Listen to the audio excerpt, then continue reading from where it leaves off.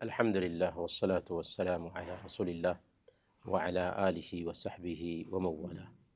محترم بھائیو، السلام علیکم ورحمۃ اللہ وبرکاتہ۔ شرک، کفر اور نفاق یہ ایسی چیزیں ہیں کہ اس کی وجہ سے ایک انسان ہمیشہ ہمیشہ کے لیے جہنم میں رہنے والا ہے، کبھی بھی جہنم سے نہیں نکلے گا۔ اس کے علاوہ کچھ چیزیں ایسی ہیں کہ اس کی سزا کے طور پر ہمیں جہنم میں جلنا ہوگا، لیکن کچھ دنوں کے بعد ہم جہنم سے نکل جائیں گے۔ ان میں سے قرآن کو پس پشت ڈال دینا، قرآن پر عمل نہ کرنا ہے۔ صحیح ابن حبان کی روایت ہے، اللہ کے نبی صلی اللہ علیہ وسلم نے ارشاد فرمایا، القرآن شافع مشفع وماحل مصدق۔ قرآن قیامت کے دن سفارش کرنے والا ہے اور اس کی سفارش بھی سنی جائے گی، اور شکایت کرنے والا ہے اور اس کی شکایت بھی سنی جائے گی۔ گویا کہ قرآن سفارش بھی کرے گا، شکایت بھی کرے گا۔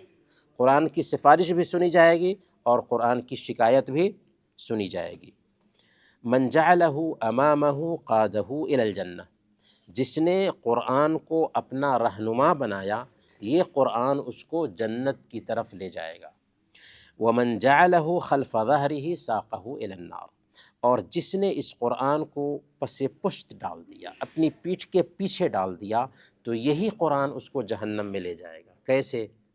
اللہ کی کتاب ہے، ہم نے اللہ کی کتاب کو پڑھنے کی طرف توجہ نہیں دیا، ہم نے اللہ کی کتاب کو سمجھنے کی طرف توجہ نہیں دیا، ہم نے اللہ کی کتاب کے احکام پر عمل نہیں کیا، تو یہ کتاب ہے جو ہمیں جہنم کی طرف لے جائے گی۔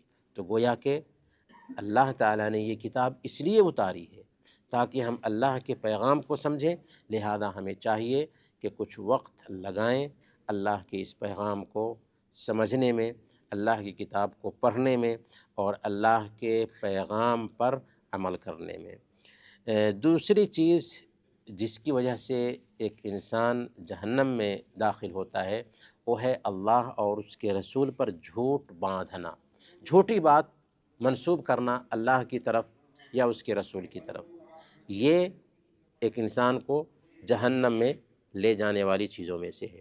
صحیح بخاری اور صحیح مسلم کی روایت ہے، اللہ کے نبی صلی اللہ علیہ وسلم نے ارشاد فرمایا، من کذب علی متعمدا فلیتبوأ مقعدہ من النار، جس نے میرے اوپر جان بوجھ کر کے جھوٹ بولا، وہ اپنا ٹھکانہ جہنم بنا لے۔ آج سوشل میڈیا کے زمانے میں جھوٹ یوں بھی ہم پھیلاتے ہیں کہ کوئی بات ہم تک پہنچی، ہم نے اس کی تحقیق نہیں کی اور فوراً دین کی بات سمجھ کر کے اسے فارورڈ کر دیا، حالانکہ وہ بات صحیح نہیں تھی، وہ بات آتھینٹک نہیں تھی۔ تو یہ سبب بھی کبھی کبھار ہمارے لیے بن سکتا ہے کہ ہم اللہ اور اس کے رسول کے اوپر جھوٹ باندھنے والے بنیں۔ تو لہٰذا ہمیں کوئی بھی بات اگر شیئر کرنی ہے تو پہلے تحقیق کر لیں کہ کیا واقعی یہ بات جو ہم شیئر کر رہے ہیں اللہ اور اس کے رسول سے ثابت ہے یا نہیں۔ آخری بات جس پہ آج کا درس ختم کریں گے، وہ ہے اللہ کی نبی صلی اللہ علیہ وسلم کی مخالفت۔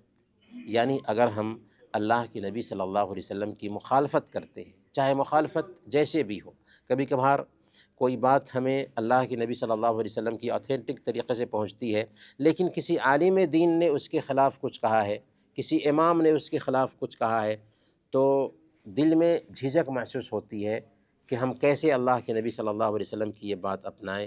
بہت خطرے کی گھنٹی ہے۔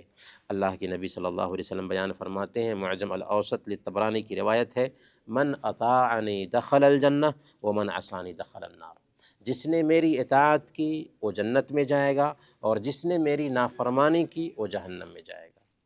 اللہ کے نبی صلی اللہ علیہ وسلم کی کوئی بھی بات آتی ہے سر آنکھوں پر، اس بات کا مقابلہ کسی انسان کی بات سے نہیں ہونا چاہیے، یہاں تک کہ کسی امام کی بات سے بھی نہیں ہونا چاہیے۔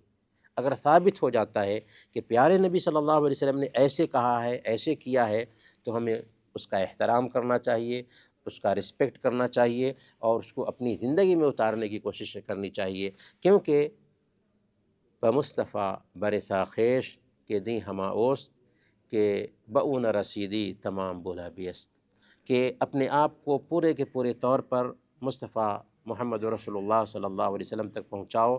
اگر وہاں تک تم نہیں پہنچتے تو تمام تر کوششیں بولہبی ہیں، بے دینی ہیں۔ لہذا ہمیں چاہیے کہ پیارے نبی صلی اللہ علیہ وسلم کو اپنا آئیڈیل بنائیں، نمونہ بنائیں، کیونکہ ان کی اطاعت میں جنت ہے، ان کی نافرمانی جہنم میں لے جانے کا سبب بنتی ہے۔ اللہ تعالیٰ سے دعا ہے کہ اللہ تعالیٰ ہم سب کو جہنم میں لے جانے والے اسباب سے بچائے اور جنت میں داخل کرے۔ آمین۔ وصلی اللہ علی نبینا محمد وعلی آلہ وصحبہ۔